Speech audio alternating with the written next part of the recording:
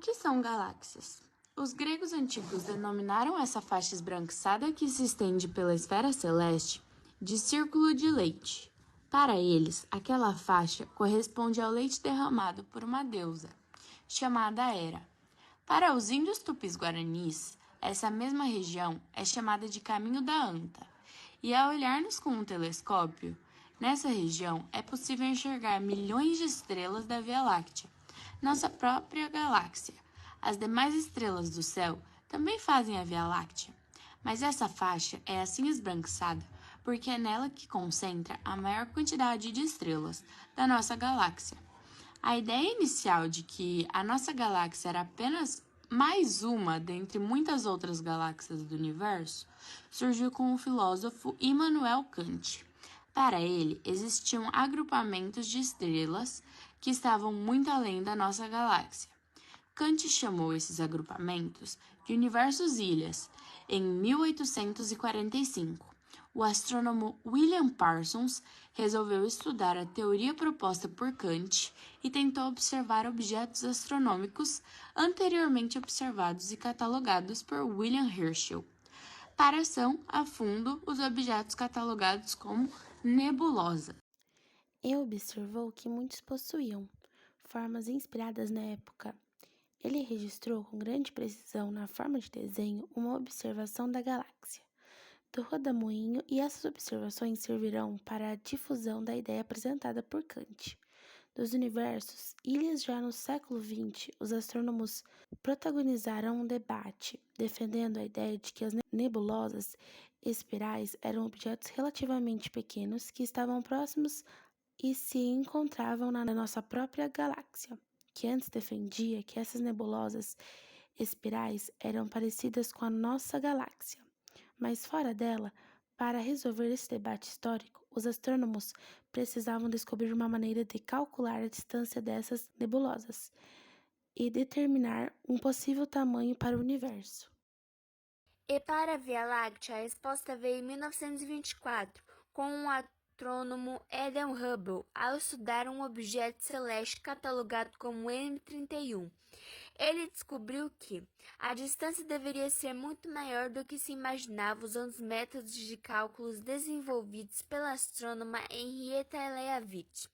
Ele concluiu que aquele objeto estava a uma distância de uns 2 milhões de anos-luz da nossa própria galáxia. Portanto, M31 não poderia ser uma nebulosa dentro da nossa galáxia, mas era, na verdade, outra galáxia, e a galáxia de Andrômeda. Conforme o astrofísico Edwin Hubble foi estudando as galáxias, ele foi percebendo que era possível classificar os tipos de galáxias diferentes que ele via, que ele observava. E ele classificou esses tipos diferentes de galáxias, pelo menos em 3 tipos, né? As galáxias elípticas, as galáxias espirais e as galáxias espirais. E de modo que essas galáxias elípticas, elas têm um formato mais ou menos oval e que parece mais comum o núcleo de uma galáxia espiral. E as galáxias espirais, elas são galáxias que têm estrelas no formato de um redemoinho. É como se fosse uma água escorrendo no ralo e girando. E as galáxias espirais barradas são muito parecidas com as espirais, mas elas têm uma barra partindo do seu núcleo. Acredita-se nos estudos mais recentes que a nossa própria galáxia, a Via Láctea, seja uma galáxia desse tipo.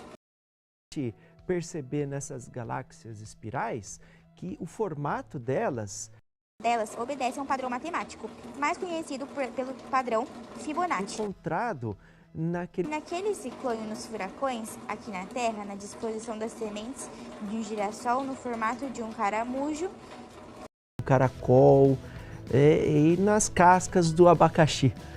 Então, nesse padrão matemático de Fibonacci é observado até mesmo nas grandes galáxias espirais. Que hoje sabemos.